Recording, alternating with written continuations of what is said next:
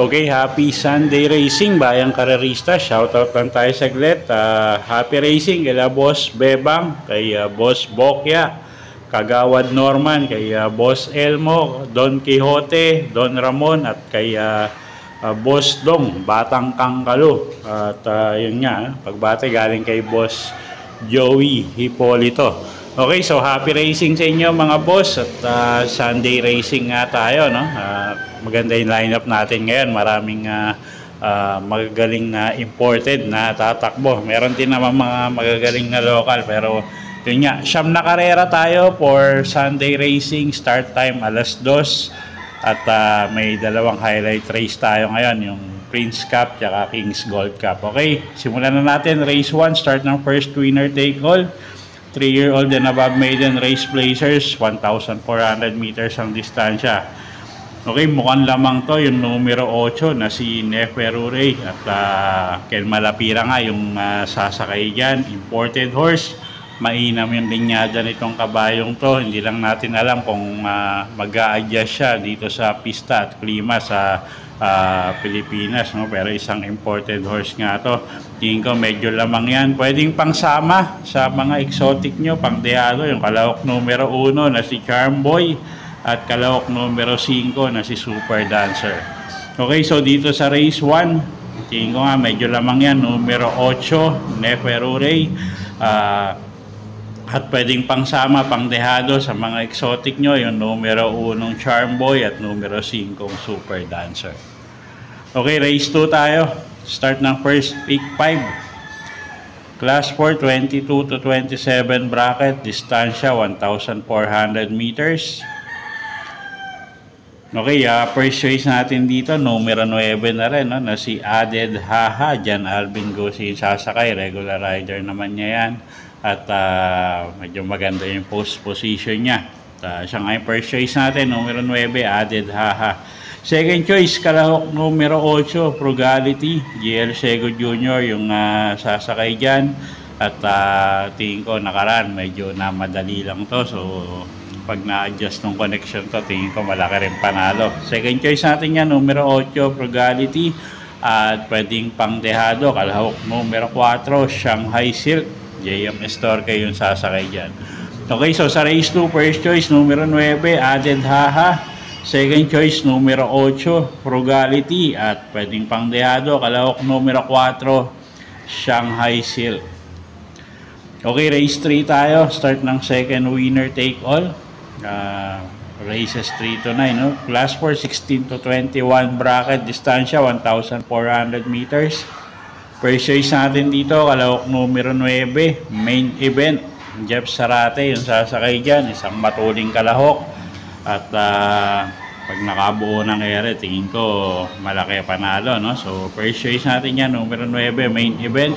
Second choice, kalahok numero 5, Mang Nano, Jeff Bakaykay naman yung sasakay dyan. Gamay ng hinete yan.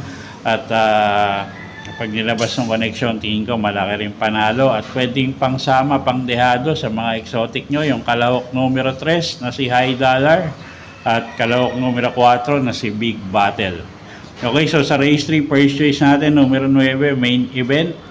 Second choice, kalahok numero 5, Mang Nano. At pwedeng pangsamang pangdeado sa mga exotic nyo, yung kalahok numero 3 na si High Dollar at numero 4, Big Battle. Okay, race 4 tayo. Ito na yung isa sa pinaka mga highlight race natin, no? 2025 Prince Cup. Start ng pick 6, distansya, 1,400 meters. Mga magagaling na imported. First choice na rin natin dito, yung kalahok numero 9 na si Morally, Mark Angelo Alvarez yung sasakay dyan. Gamay naman ng hinete. At tingin ko maganda itatakbo, no? Kay yun nga, kay Mark Angelo Alvarez. Yan naman yung talaga yung hinete niyan. Second choice, kalahok numero 1, Calculus, Jeff Sarate yung sasakay dyan. Isa rin sa mga up and coming horses yan na imported.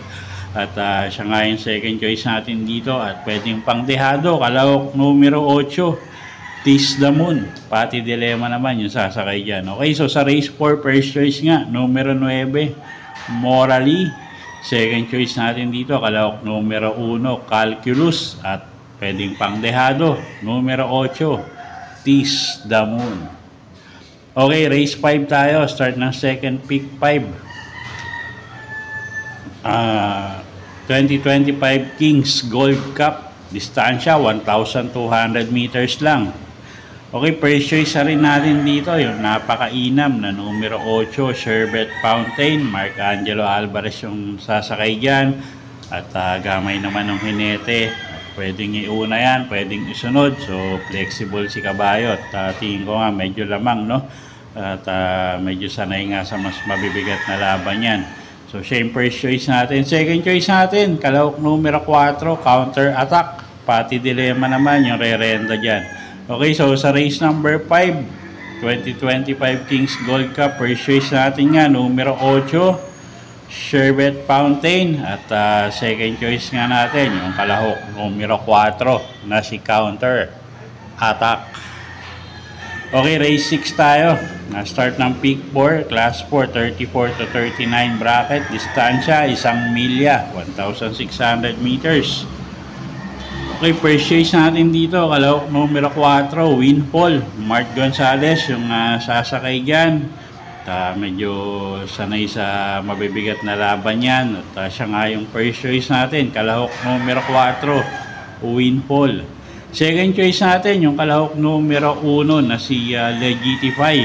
O'Neal Cortez naman yung re-renta dyan. At medyo mainam din yung linyada nitong kabayong to. At nanalo pa nga sa ibang bansa yan. No? So, second choice natin yan, numero 1, Legitify, na anak din ni yan nga, yung champion horse na si Justify sa Amerika. At sila nga yung pili natin dito. Okay, so sa race 6, first choice, numero 4, Windfall. Second choice, numero 1, Legitify. Okay, race 7 tayo. Class 5, 11 to 15 bracket. Distansya, 1,400 meters. First choice natin dito, kalahok numero 7, Rainy Days. Berjomel Galieta yung re-renta dyan. At tingin ko medyo mababa pa sa grupo, no? At siya nga yung first choice natin, numero 7, Rainy Days. Second choice natin dito, kalahok numero 6 na si Carried Away.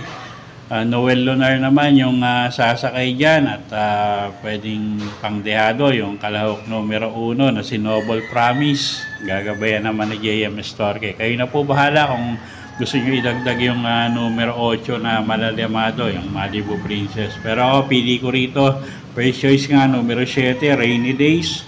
Second choice, numero 6, Carried Away. At third choice nga natin, pangdehado, numero 1, Noble Promise.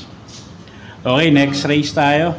Race number 8. Class 5 placers, distansya 1,400 meters. First choice na rin natin dito, yung kalahok numero 12 na si California King. Addison Pabilikin sasakay dyan. Maganda yung post position. Isang deremating kabayo, wag lang maiiwan sa aparato, no? At tingin ko nga, malaki panalo niya, numero 12, California King. Second choice natin dito, yung kalahok numero 7, couple entering Mount Amandiwing at Misha, JMS Torque at CL Advincula, yung re-renta dyan, respectively.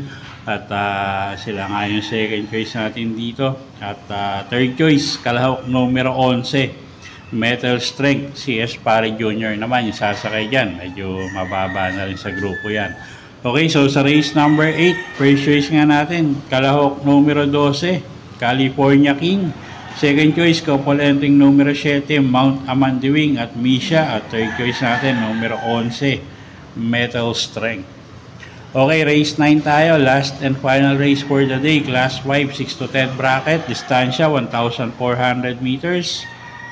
First choice natin dito, kalahok numero 10, Spaghetti, pababa. Jeff Sarate yung sasakay dyan. At medyo mababa na sa grupo, no? So, tingin ko malaki panalo. Kalahok numero 10, first choice natin yan, Spaghetti, pababa. Second choice, kalahok numero 1, Petron. KP Asuncion naman yung sasakay dyan. Mababa rin sa grupo yan. At pag tumakbo ng mainam yan, tingin ko malaki panalo. At third choice natin dito, kalahok numero 11, Gable. Gagabayan naman ni JM Astorque. Okay, so sa race number 9, first choice nga natin, kalahok numero 10, Spaghetti pababa. Second choice, kalahok numero 1, Petron. At third choice natin, entry number 11, Gable. Okay, so yun po yung mga giya natin para sa araw ng linggo, July 20, 2025. Sana po yung makatulong sa pagpili nyo ng mga tatayaang kabayo. Inuulit ko po, kayo pa rin po masusunod kung saan nyo itataya yung pinagpaguran yung pera. Good luck po at happy Sunday racing, bayang karerista.